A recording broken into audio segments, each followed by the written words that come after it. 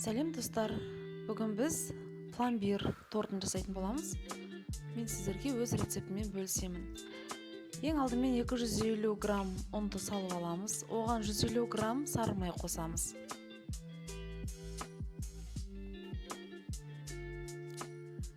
Оған 80 грамм қант саламыз. Сөйтіп барлығын бір келкі тесттан шыққанша араластырып аламыз. Міне тестамыз осындай болуы тиіс. Енді біз алдын ала қызып тұрған сковородкаға жаңағы тестаны салып қуырып аламыз. Тестамыздың түсі қызғылт қоңыр болғанша дейін қуырамыз.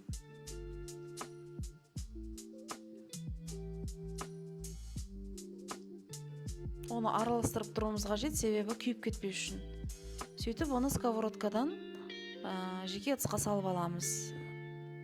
Егер салмайтын болсақ, онда ыстық сковородкада асты күйіп кетуі мүмкін. Енді жаңағы дайын болған тестамызды 3-ке бөлеміз. Алдымен кремді дайындап аламыз. 2 жұмыртқаны салып араластырамыз.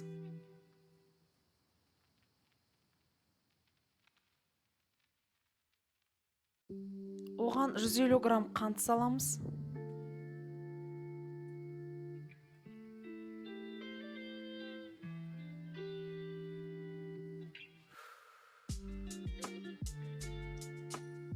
Оған 50 грамм сары май саламыз. Сметана, қаймақ саламыз.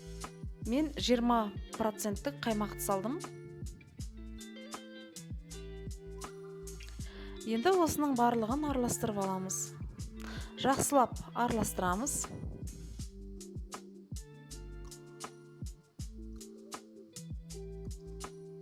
Бір пачка ванилин саламыз.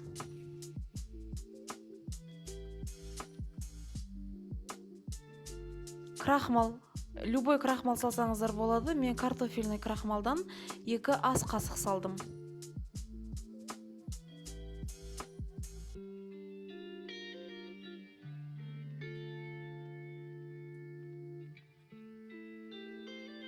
Енді осының барлығын жақсылап араластырамыз.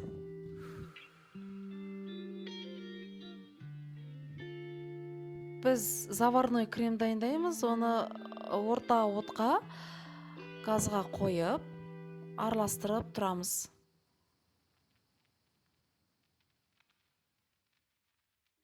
Қаймақ сияқты болу керек.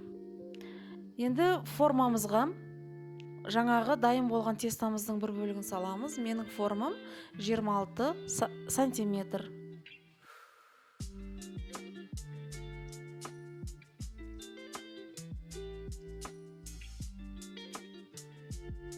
Бірінші слойды салып аламыз.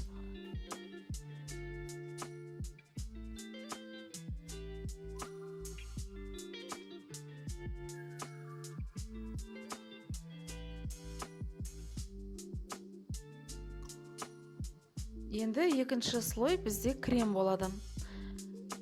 Жаңағы қайнатылған кремімізден саламыз.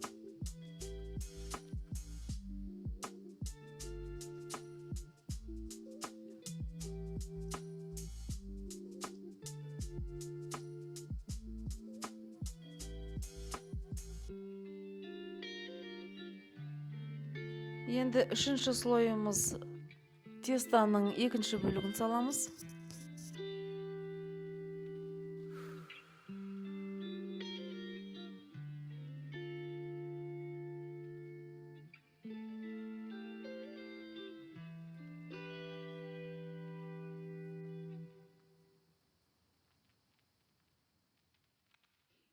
Енді кремнің қалған бөлігін саламыз.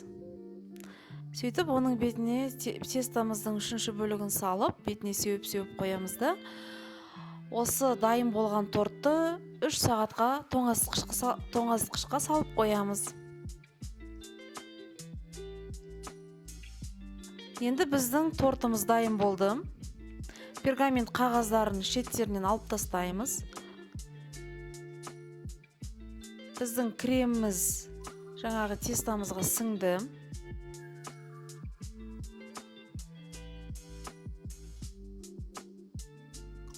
сондай жұмсақ болып пісті.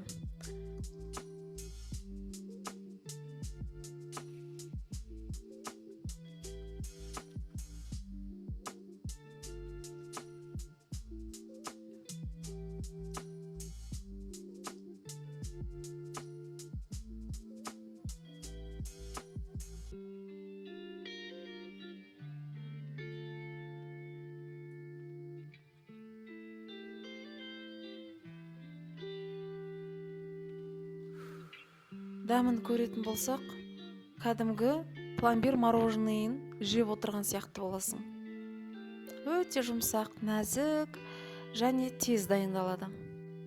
Астарыңыз дәмді болсын.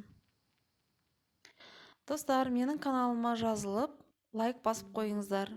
Рахмет сіздерге.